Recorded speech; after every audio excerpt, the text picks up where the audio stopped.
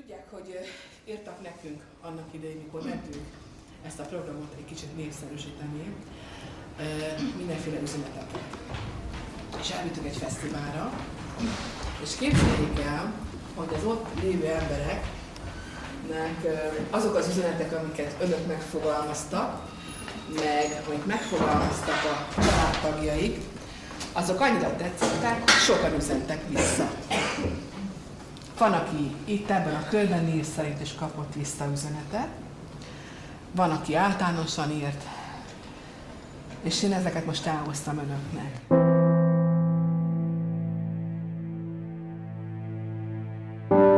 Akkor kezdem, jó? Kitartást, erőt és hitet kívánok mindenkinek a még hátralévő időszakra. Nagyon nehéz lehet a gyermekeitek nélkül, de eljön az a nap, amikor újra átölelhetitek őket, és nem kell nélkületek tölteni a napotokat és az éjszakákat. Kívánom, hogy szabadulás után egy új esélyt kapva megvalósíthassátok álmaitokat.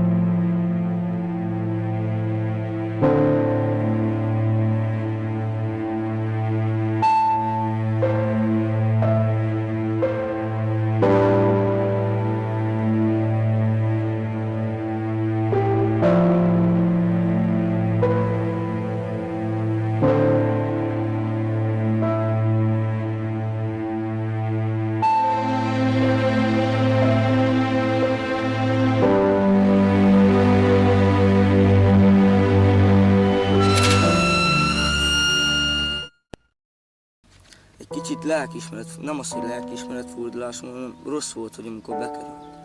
Nem adta meg nekünk azt az annyi szeretetet, amit kellett volna. Az, amíg jelentett. Így van. És milyen a kapcsolatot most? Hát remélem, így most. Nem annyira jó, de remélem, hogy jó lesz. Mitől nem jó lesz szerinted? Hát így ezt nem tudom, hogy elmondani. Hát egy picit haragszok rá. És azt elmondod, hogy miért? Hát, hogy ide bekerültünk.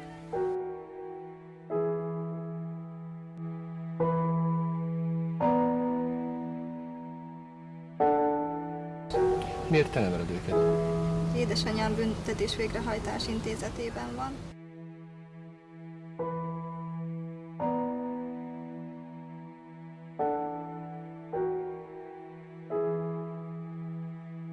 Tudod, hogy anyukád ő hol van? Igen, börtönben Egerbe. És tudod, hogy miért került be?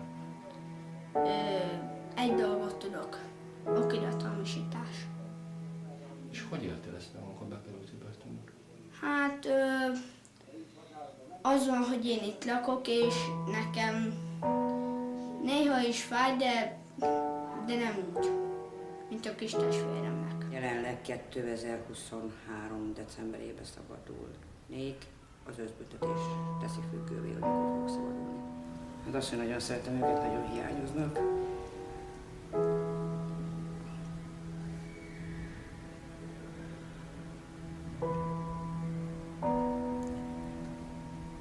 Paulinának kitartás neki.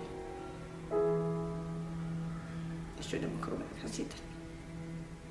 Én mondom neki, hogy figyelj, ne add fel, egyszer ki fogsz jönni, ha más nem, a gyerekei tartsák benned a lelket. Ne sírjál. És benned mi az, ami tartsa a lelket?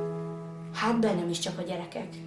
Már most a gyerekek nem lennének, hát jó, elkerült így, bekerült így, járt Istenem, nem hagyott se kicsit, se nagyot, ő kereste magának, lehet én is másképp fognám fel, de így nem. Így azért csak itt van két kisgyerek. És Milyen érzés volt nektek, amikor anyukátokat bevitték?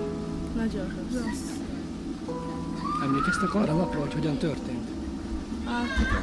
Hát mi akkor iskolába mentünk. Igen. Elmentetek iskolába és jöttetek haza. És akkor ma hazajöttünk, akkor már nem volt.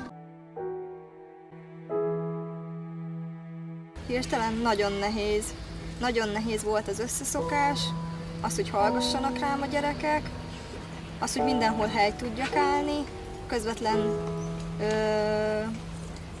elveszítettem akkor a munkámat, munkaviszonyomat.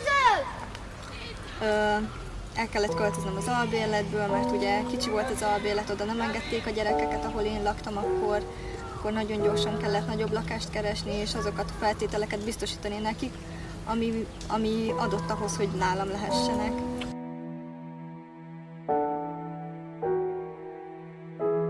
Én megkerestem Gesztréden a gyámhivatalt, bementem hozzá, és azt elmondtam, hogy nekem mi a problémám. Ők egyből minket áttettek apukámhoz, apukám vállalt minket, apukámnál pedig az volt a probléma, hogy ugye Zsolti nem jól viselkedett, és ezért a gyámügyes így mondta, hogy na figyelj ide, ha még egyszer lesz ilyen, akkor el fogunk vinni, és az volt, hogy rászálltak és elhozták, és én azt mondtam, hogy ha jön a tesóm, akkor én is megyek, és azért kerültem be.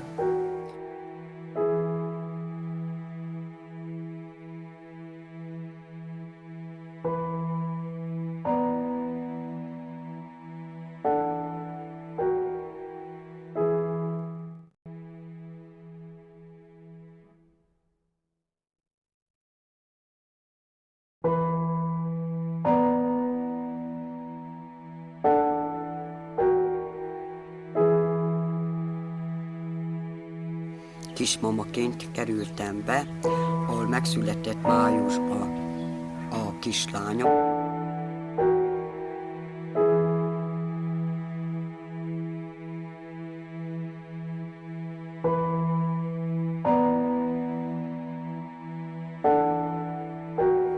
Mi volt a legrosszabb?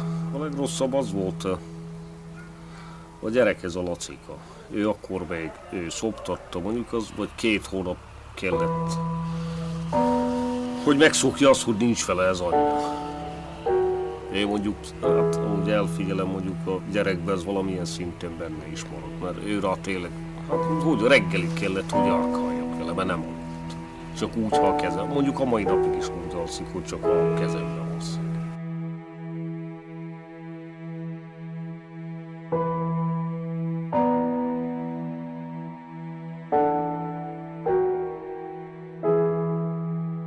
Ez a programunk, amit a Norvég Civil Támogatási Alap finanszíroz, a családi kapcsolatok újjáépítése, ez egy módszertani fejlesztés számunkra. Mindemellett azt gondolom, hogy érzelmileg az egyik legnehezebben viselhető, vagy talán az a projektünk, amiben legjobban bevonultunk érzelmileg. Az elsődleges célcsoportja az a végrehajtási intézetben lévő, itt konkrétan most nők, és az ő családjuk.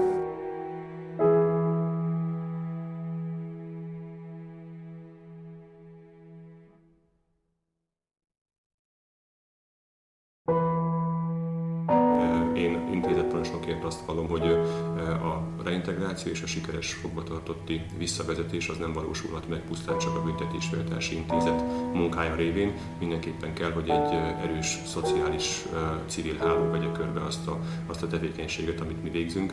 Fontos, hogy megjelenjen a társadalmi szereplők közül minél több szegmens, fontos, hogy minél többen részt vegyenek ebből a munkából, és a kezdetektől nagyon nagy volt az egyetértés köztünk, hogy az Egyesület is ugyanezt az elvet vallotta, ugyanezt a nézetet tette magáével.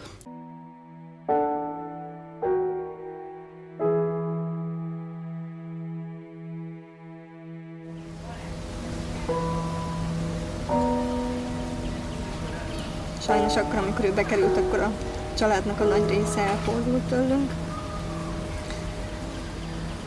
Van olyan, aki nagyon közeli hozzá tartozunk, aki tudja, hogy sajnos ő bent van, és a legtöbb ember ugye nem, hála Istennek. Ugye a hugom akkor általános iskolás volt, és őt például a tanárok nagyon, nagyon kifogták. Boltban nem akartak minket kiszolgálni. Ezért volt az, hogy ott hagytuk a saját lakásunkat, és elköltöztünk a Albérletbe.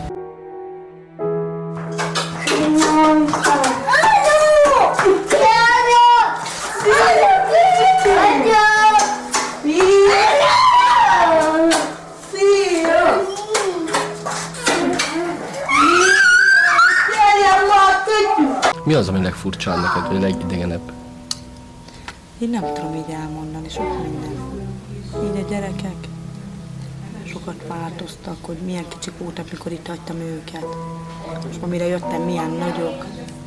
Mi az, amit üzenne a világnak? Nem az anyukáknak, hanem a világnak.